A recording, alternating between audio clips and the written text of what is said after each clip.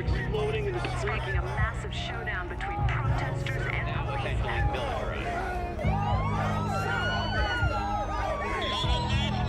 Reports of automatic gunfire along with the vandalism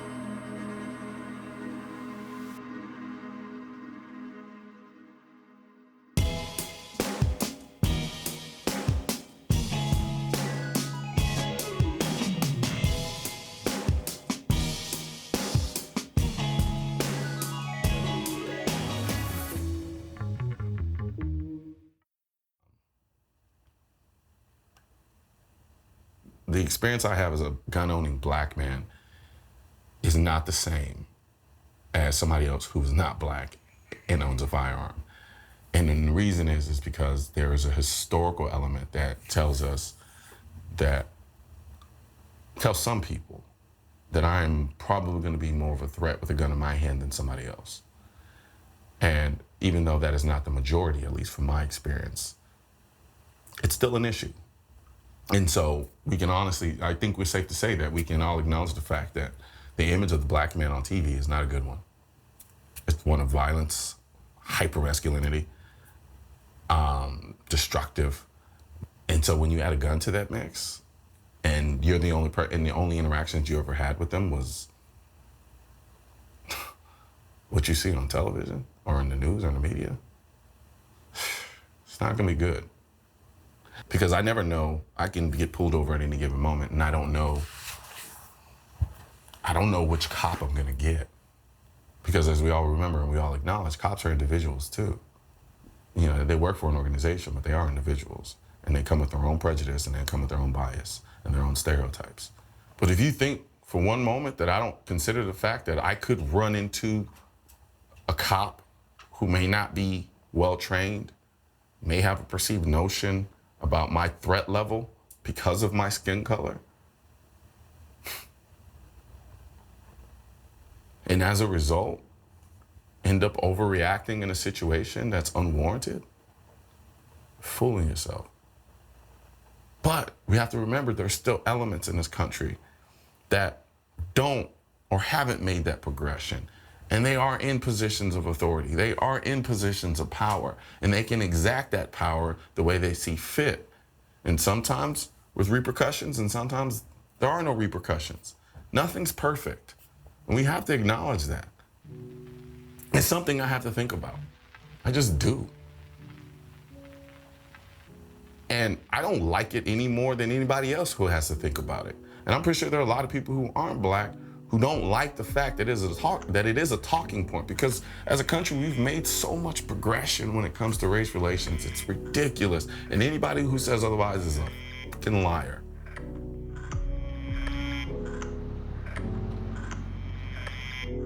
My biggest concern is that my 24-year-old son makes it home every night.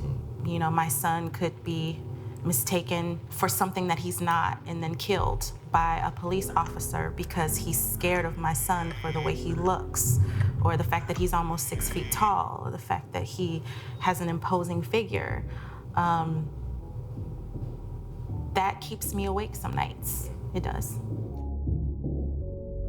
You've had your own dealings prior to becoming an officer, and that's actually what made you want to become an officer, correct? Yeah. Can you talk about that a little bit more? Yeah, you know, the first experience I had, I was about 15 years old. Sitting on a bus stop one night, and a police officer comes up, and he gets out of his car, and he grabs my bag, he starts searching it. No cause to do so. Tells me, or asks me, what are you doing downtown after dark? And I said, I'm waiting for the bus. And he said, well, niggers don't walk downtown after dark when I'm working. 2 years later, I'm walking home again. This time I'm not sitting on the bus stop, I'm walking. Police officer gets out of his car, pushes me up against the wall. He searches my pockets and roughs me up a little bit. Then he takes off. And both of those situations, I think the second one actually bothered me more than the first, because at least I knew with the first police officer who he was. When you said niggers don't walk downtown after You know dark, exactly what you're dealing with. I know where you're coming from. Yeah. But the second guy, I never got an explanation. Yeah. And I thought of those as true examples of bad policing. And my purpose for becoming a police officer is if I want my community to get better service, then I probably should be the person to provide it. And I think the secret motivation was I hope to become high-ranking and fire him. But that never happened. I don't think anybody can blame you for that. I personally, I've had my own run-ins with police officers. I've had one really bad experience where a cop jumped out, drew his gun on me, completely unwarranted, at least from my perspective. Right. I can't say with absolute certainty that he acted the way he did because we were black. I didn't get the verbal confirmation that you got from your first encounter. But it did cause me to question, right? Would he have acted the same way if it was a car full of white kids or another race?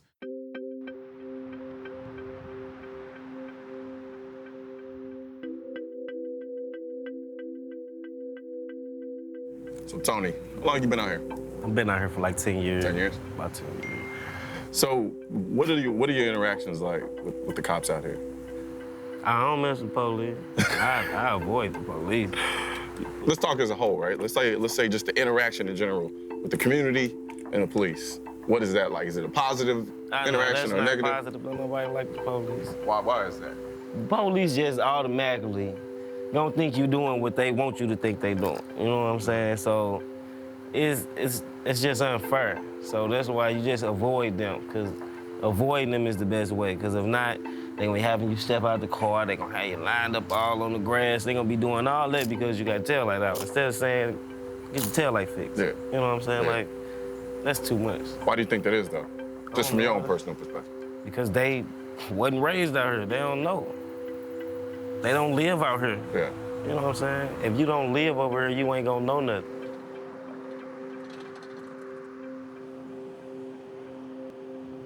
It's interesting because the rules that are supposed to apply and be there for everyone aren't necessarily the rules that get applied to everybody. Yeah.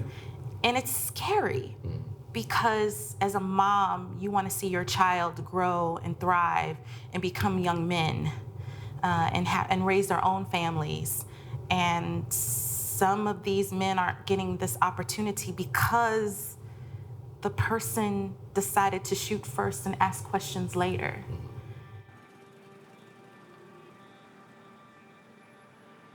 With respect to the historical element, I think it's incredibly disingenuous to not account for the historical experience of the black community in this country. I think it's safe to say that it was pretty shitty and pretty terrible and very dark for a very long time in this country.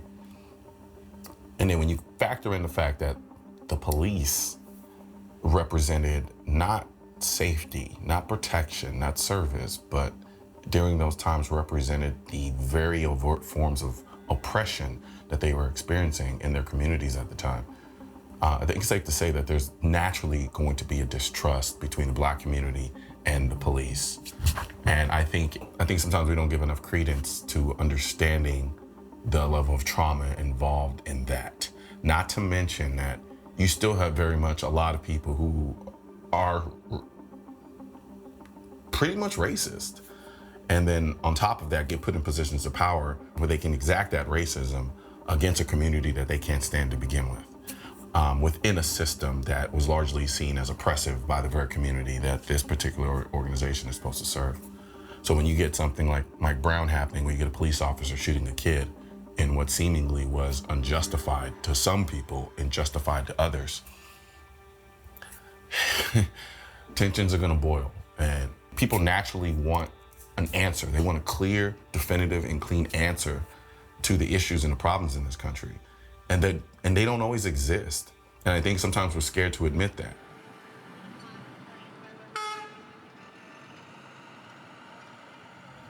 Objectivity doesn't come easy. And the reason why it doesn't come easy is because as humans, we all have emotions. And on the surface, when something looks like something, our natural instinct is to react from an emotional standpoint. Being objective is conscious. Being emotional is reactive. That doesn't mean one's right, one's wrong. But when it comes to trying to solve a problem, I do think objectivity needs to take precedence over emotion.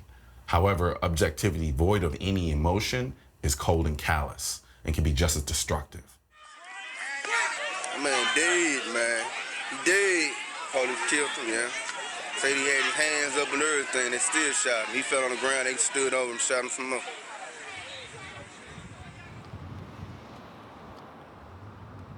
That could be consistent with his going forward or going backward. It could have happened if he put his arms across in a defensive manner. It also could have occurred when he was putting his hands up. We don't know. There are a number of different possibilities. The St. Louis region is on edge in anticipation of an announcement from the grand jury that is weighing whether to charge police officer Darren Wilson in the killing of 18-year-old Michael Brown. The August shooting led to weeks of protest, some of them violent, and many people fear renewed violence after the decision, particularly if the panel does not issue an indictment. Good evening. After their exhaustive review of the evidence, the grand jury deliberated over 2 days, making their final decision. They determined that no probable cause exists to file any charge against Officer Wilson and returned a no true bill on each of the 5 indictments. You need to disperse immediately or you will be subject to arrest. What you're looking at is the aftermath of the grand jury deciding not to indict Officer Wilson. This has become a very volatile situation. Protesters have set fire to a business over here. They've broken into the McDonald's. Tear gas has been thrown. Tear gas. Tear gas. Walk me through your experience during the chaos. What was this now quiet suburban street like during those times? It was real dark, man. It was real dark. I worked at another shop and woke up the next morning and came to the place of business where I cut her at, and it was gone. It was burnt up. It was terrible only because when you come out of your neighborhood and you come onto West Florissant and you saw the riots, you saw how they had everything blocked out. I never seen anything like that before in my life. I went. I lied to my family.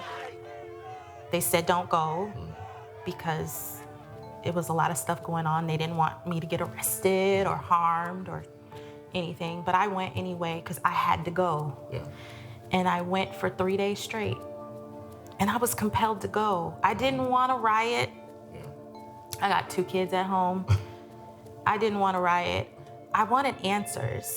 It was a lot of commotion, a lot of people running around, you know, looting and smoke everywhere. You really can't tell the difference if it's smoke from a fire or if it's smoke from tear gas. It looked like we had been through war. Never been in a war zone, but what I saw was as close to war, hopefully, as I ever get. Standing out beside the McDonald's and people are throwing stuff at me right now. It's that kind of scene out here right now. The way it was portrayed is that the community hate the police and the police hated the community. County police need to take over Ferguson Police Department. Ferguson was a boiling point. You have social media, you have unfiltered, and then you have all these questions, and no one's really answering, and then they're answering, then they say, oh, no, that's not true. We have it on tape. No, we don't have it on tape. I think Ferguson was the place where we saw social media got way out in front, and you saw an institution that had not moved with lightning speed to adjust to that. And so it became much bigger than Ferguson. Don't shoot! Don't shoot! What happened over here that alarmed you, that was risky, that was unsafe, that didn't make the news? I didn't like the way the news portrayed everything that was going on over here, period. The riot was from the stretch of probably the beginning of that street all the way to the end of the other street. It wasn't all over. I think that they definitely had an agenda. They made it look like we were animals out there trying to get justice. Breaking news tonight, chaos erupting on the streets of Missouri. From what I can explain from interacting with the true residents of Ferguson is they were in shock that out of nowhere we have so much media coverage from outside agencies that want to assume what a community is like just based upon what they were seeing on the news media instead of actually getting out there and shaking hands or getting to know the community. They didn't show the side of everybody helping out, trying to keep Ferguson, Missouri together as one, as family and friends, even with the community. They wanted to show the outsiders coming in, messing it up. The imagery they tried to paint of Ferguson before has now somewhat affected Ferguson. Property value went down. I had investors trying to buy my property so that they can rent it out. Across the street at Canfield, more than 50 to 60% of the population is gone. Nobody lives over there anymore. More than half empty, man, that's astonishing. A lot of houses over here for sale. They're actually going real cheap. They made it seem as Ferguson, Missouri is not worth anything, no more to be here. It's funny that they care so much, but as soon as the last Molotov cocktail was thrown, as soon as the last armored vehicle went up the street, they left. And never that was came it. back. What's your opinion about why the news would show all the destruction, but wouldn't show any of the positive work? What's your take on that? I hate to say it's like part of that plan. What they're showing you is what they want you to see. They don't show you the good, not too much of it. Not too much of it. We can't give you too much good. They pulling the wool over your eyes. They pulling, they hoodwinked. There you go. Bamboozled. It was surreal. You don't realize how much of an impact it had on the entire city until you speak to those who are directly connected. One thing that I pulled out of it, outside of the chaos, is every jurisdiction was tied up. Nobody could respond. Police communication was shut down. You have one area that's bombarded with police officers from all around the city, all around the entire St. Louis, Missouri region. Yeah. What about the areas that were left unprotected by the police? Now what happens? How long is it going to take the police to get They to wouldn't have showed up. They wouldn't have showed up that night at all. It would have took them a while. How long do you have to save your life? Seconds. What is your opinion about, because there are a lot of people that say to guys like me and you, your safety. Yeah. You should rely on branches of the government like law enforcement, your local cops and things like that, to take care of your personal safety. You don't need to take that into your own hands. We have somebody to do that for you. You get to a point of societal breakdown, now you have to take care of yourself. Police are obviously busy. Fire trucks came up under fire, literally, trying to put out fires, right? Right. So they couldn't respond. So nobody was there for you but you. But us. Before Ferguson Rise, what was your opinion about that? About you having your own safety in your own hands? My opinion is still the same, before and after. I definitely stand on having the right to bear arms and protect yourself first. Because what if they can't get there? Like you said, they couldn't even come put the fire out. So what do you do at that point? Or even before then, like, stuff happens. Well, before, I just didn't think I needed to have a gun or, you know, other than a regular alarm system, I didn't think I needed anything. But after the rise took place, yes, I did feel like I needed to take a class and become armed and licensed to carry. Because again, I never thought it would happen here, but it did. What would you say to the mothers out there that are thinking about self-protection, but that are listening to people to tell them that, no, you don't need to do that. The police are gonna protect you. We're gonna keep you safe. After the incident you lived through and how you changed your outlook about self-defense, what advice would you give that mother? I would tell her she has the right, ultimately, to protect her family. That's what comes first. And I would tell her to make sure that she demonstrates that right at all costs.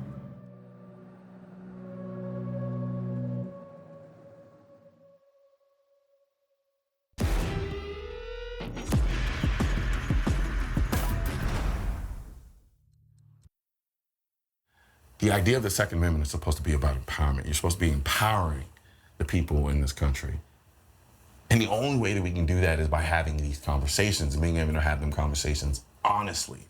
And I think one of the most dangerous thing that I'm seeing taking place now is this idea that everyone is so sensitive and everyone is so easily offended that even trying to have these conversations are incredibly impossible because we can't get past the feelings. And I'm not saying that feelings are irrelevant. What I'm saying is just feelings don't make you right, and they don't make you wrong. Policing in general has a huge emotional element to it because you're dealing with human beings. Yeah. And, you know, no matter how much science there is, there's no exact science on human beings. I think when you understand who you're dealing with, when police officers know the neighborhoods that they're in and they know the people, you know those subtle nuances that may cause things. And so I think that helps you to get to the root of things. If you live in the area, you're interacting with people on a daily basis, even when you're not clocked in. And you're going to get to know your neighbors. The police officer did not live in Ferguson, so he wasn't accountable to Ferguson. He lived 45 minutes away in South County, St. Louis. One of the things that happened with me as a young policeman is I ended up policing in the very neighborhood I grew up in. And because I knew the people in the neighborhood, I knew dynamics of the problems that would not have been available to other members of law enforcement. And so I was able to help solve some of those problems rather than arresting and creating a situation where it wasn't a constant revolving door of going in and out of the system. So I think the more you understand people, the more you get to know people, the better you are at being able to deliver a service. It got a lot to do with background and what somebody been through. It got to deal, like, if you got everything given to you, you're going to feel different for somebody who had to work every day in and out just to get the little bit. Because they wasn't raised out here. They don't know. They don't live out here. You know what I'm saying? If you don't live over here, you ain't going to know nothing. Like, I intimidate the next man if I go in Winterville somewhere, but I ain't on it. You know what I'm saying? Like, it's different. The only way that you can get someone, say for instance, like a cop who's never encountered another black person other than when he pulls them over and when he deals with them from a criminal standpoint, to understand and to have a different experience is to be able to have these conversations and to have them in the public, have them in the media. Because that's the only way a lot of people are going to develop these perspectives, and vice versa. If you have a black person who's grew up in a community where the only thing he sees are white people as an oppressive force by way of being cops, what do you expect their perception to be? What? Especially if the only conduit in which to see something that contrasts that perspective is what they see on TV and in the media. It's just going to be the same thing over and over and over and over and over again, and nothing's going to change. I think we need to dialogue. I think we need to start talking. Civilized discussions too. It doesn't have to escalate. And we can agree. You may not ever agree with me, and that's fine. I need to be fine with that, and you need to be fine with me maybe not agreeing with you. But we gotta start by having these conversations, and we gotta start by not letting our preconceived notions from the media or whatever factor into that. We gotta get past that. And right now, we don't have that in this country.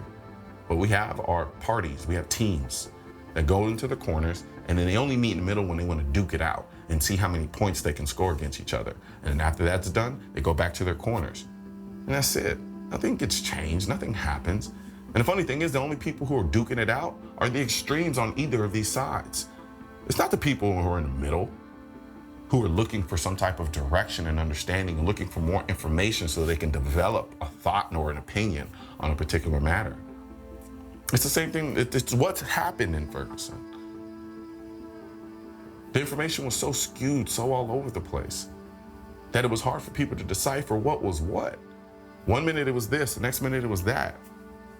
And then you take into account this obsession with having immediate information, right? Then the facts don't matter anymore. It's who can just put out whatever information they choose to put out the fastest. And the juicier the information, the better. So, I don't know. It's tough. And I would love to sit in front of this camera and spew out a bunch of rhetoric that gives you the affirmative on each side, but there isn't one. I know it makes people feel good to think that, you know what, I have all the answers. I know exactly what the problems are, and I know exactly what the solutions are. But it ain't true.